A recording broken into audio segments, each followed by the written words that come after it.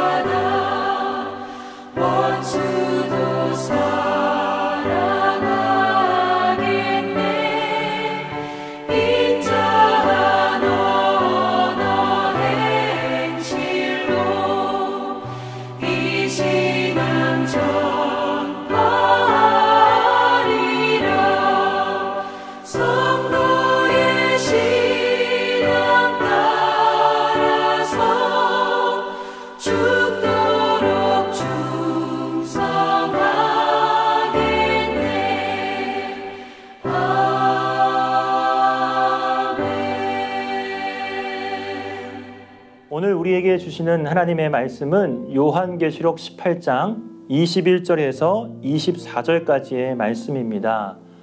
하나님의 말씀을 함께 봉독할 텐데요. 여러분도 각 가정에서 가족분들과 성경을 보시면서 함께 봉독하시도록 하겠습니다. 이에 한 힘센 천사가 큰 맷돌같이 돌을 들어 바다에 던져 이르되 큰 성 바벨론이 이같이 비참하게 던져져 결코 다시 보이지 아니하리로다. 또 검은 곳 하는 자와 풍류하는 자와 퉁소 부는 자와 나팔 부는 자들의 소리가 결코 다시 내 안에서 들리지 아니하고 어떠한 세공업자든지 결코 다시 내 안에서 보이지 아니하고 또 맷돌 소리가 결코 다시 내 안에서 들리지 아니하고 등불빛이 결코 다시 내 안에서 비치지 아니하고 신랑과 신부의 음성이 결코 다시 내 안에서 들리지 아니하리로다. 너의 상인들은 땅의 왕족들이라. 내 복술로 말미암아 만국이 미혹되었도다. 선지자들과 성도들과 및 땅 위에서 죽임을 당한 모든 자의 피가 그 성 중에서 발견되었느니라 하더라. 아멘. 오늘 본문의 말씀은 요한계시록입니다. 이 요한계시록을 그 내용을 보면 사실 이 피하고 싶을 정도로 떨리고 두려운 이야기들이 참 많이 있죠. 우리가 마음이 불편하면 그것을 직접적으로 나서지 않거나 회피하거나 못 본 채 하고 혹은 돌아가는 행동을 보일 때가 있습니다. 그 책이 바로 요한계시록이 아닐까 싶은데요. 근데 성경은 우리에게 말씀하실 때에 우리의 죄, 없는 죄까지 끄집어내서 멸망의 길을 가기 위해서 우리에게 그런 엄중한 말씀을 주시는 게 아니라 그 멸망, 그 경고의 말씀을 주심을 통해서 그 멸망의 길을 걸어가지 않고 다시 돌아올 수 있는 희망의 메시지를 주는 책임을 우리는 다시 한번 상기시킬 필요가 있습니다. 오늘의 제목은 큰 성 바벨론의 패망입니다. 이 본문은 이 멸망당한 바벨론이 다시는 회복하지 못하고 마치 큰 맷돌이 바다에 빠지면 물 위에서 다시는 볼 수 없듯이 이 바벨론도 다시는 회복할 수 없다는 비유로 시작하고 있습니다. 여러분, 바벨론의 심판의 내용이 무엇일까요? 무엇 때문에 바벨론이 다시는 보이지 않게 되는 그런 심판을 받게 되는 것일까요? 첫 번째는 바로 교만이었습니다. 23절에 보면요, 너의 상인들은 땅의 왕족들이라 라고 말씀하고 있는데, 이 말씀을 공동 번역으로 번역해 보면 내 상인들이 땅의 권력자가 되었다라고 할 수가 있고, 다시 말해 돈을 가진 사람들이 세상의 왕이 되었다라고 할 수가 있습니다. 돈의 힘이 상징이 되자, 돈이 힘의 상징이 되자 그 돈을 사용하는 사람들이요, 오만해졌고 교만해졌어요. 내가 다 할 수 있는 것처럼 여겨졌고, 하고 싶은 거 있으면은, 내가 원하는 것이 있으면은 내가 다 취할 수 있고 가질 수 있다라고 생각한 것이죠. 두 번째는 23절에 기록된 대로 복술로 말미암은 현혹 때문입니다. 이 복술은요, 각종 속임수나 이 사단의 힘을 빌려서 미혹하게 만드는, 빠지게 만드는 술수를 가리킵니다. 이 하나님의 영광을 가리고요, 하나님을 떠나게 만드는 것이지요. 처음에는 달콤해 보이지만 자세히 들여다보면 그것은 우리를 병들게 만드는 것이라고 할 수가 있습니다. 눈앞에 성공이 중요하고, 또 내가 손해보거나 피해보지 않기 위해서 세상의 손을 잡게 되는 것이죠. 세 번째는 바벨론이 너무나 많은 하나님의 백성들을 핍박하고 죽게 만들었습니다. 24절에 보면 선지자들과 성도들과 및 땅 위에 죽임을 당한 모든 자의 피가 이 성중에서 발견되었다라고 기록하고 있습니다. 그런데 이러한 죄악을 알고 있으면서도요, 그들은 그들의 잘못을 돌이키지 아니하였고 자기 성안을 돌아보지 않고 결국에 최후를 맞이하게 되었습니다. 한마디로 회개하지 않은 것이죠.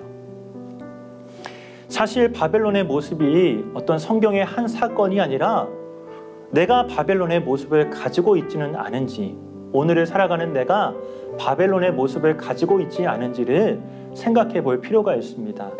이 바벨론의 모습처럼 나에게 교만은 없는지, 하나님의 역사를 제한하고 내가 내 삶의 주인이라 생각하고 여기고 있지는 않은지, 혹은 이 죄악과 우상숭배에 빠져서 거기에 집중하고 정신을 차리고 있지 않은지를, 혹은 죄악을 알고 있음에도 불구하고 그 죄악에서 돌아서는 회개를 하고 있지는 않은지를 우리는 돌이켜봐야 될 것입니다. 여러분, 바벨론은요, 성경의 말씀처럼 비참한 최후를 맞이했습니다. 우리 스스로도 이 바벨론 같은 삶을 살고 있지는 않은지를 점검해야 할 것이지요. 그것을 깨달으면 우리는 다시 회복할 수 있는 기회가 있고 주님이 주시는 승리를 만끽할 수가 있습니다. 그런데 반대로 그것을 깨닫지 못하면 우리는 바벨론과 같은 그런 비참한 심판을 받게 될 뿐이지요. 사랑하는 여러분, 그래서 우리는 늘 우리 자신을 점검해야 되고 견고한 믿음으로 끝까지 승리하는 삶을 살아야 되는 것입니다. 고척의 모든 가족분들이 이 하나님의 말씀에 비추어서 자기 자신을 점검해보고 굳건한 믿음으로 견고한 믿음을 세워서 하나님이 주시는 최후 승리를 경험하는 여러분들이 되시기를 주님의 이름으로 소망합니다. 이 시간 말씀을 생각하시면서 두 가지 질문을 함께 나눠보고자 합니다. 첫 번째 질문은요, 하나님은 왜 바벨론에 대한 심판을 말씀하셨나요? 두 번째 질문은 악한 사람이 더 잘 사는 것처럼 보일 때 우리는 어떤 마음을 품어야 할까요? 이 두 가지 질문인데요. 잠시 영상을 멈추시고 성경을 보시면서 가족들과 함께 나눠보시기를 바랍니다.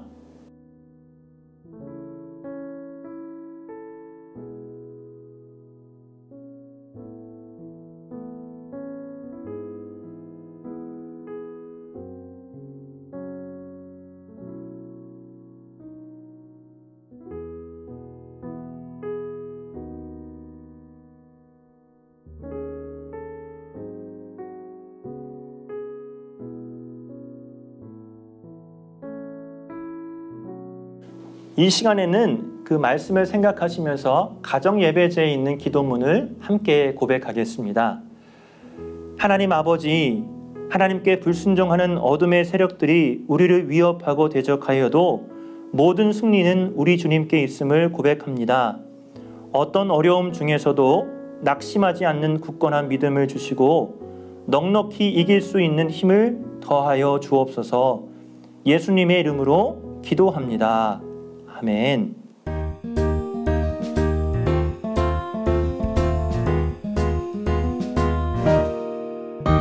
네, 오늘 말씀을 생각하시면서 한 주간 또 실천해 볼 내용이 있습니다. 우리의 마음이나 시간을 빼앗으며 하나님을 근심하게 만드는 일이나 모임은 없는지 가족들과 함께 점검해 보는 귀한 한 주가 되었으면 좋겠습니다.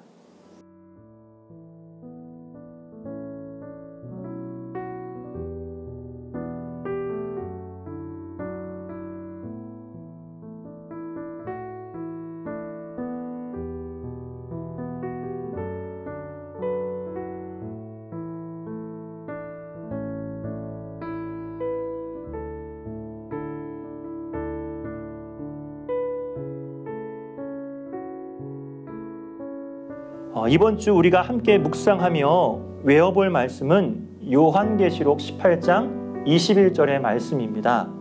이 암송 구절을 2번 반복해서 함께 읽도록 하겠습니다. 이에 한 힘 센 천사가 큰 맷돌같이 돌을 들어 바다에 던져 이르되 큰 성 바벨론이 이같이 비참하게 던져져 결코 다시 보이지 아니하리로다. 한 번 더 읽겠습니다. 이에 한 힘센 천사가 큰 맷돌같이 돌을 들어 바다에 던져 이르되 큰 성 바벨론이 이같이 비참하게 던져져 결코 다시 보이지 아니하리로다. 아멘. 가족들과 함께 가정 예배를 드리신 여러분들 하나님의 축복이 가득하기를 기도합니다. 이번 한 주 동안 우리의 삶을 또 우리의 가정을 하나님 말씀 앞에 비춰보면서 점검해 보시고 견고한 믿음으로 승리하시기를 기도하며 건강하고 복된 하루 잘 마무리하시기를 바라겠습니다. 감사합니다.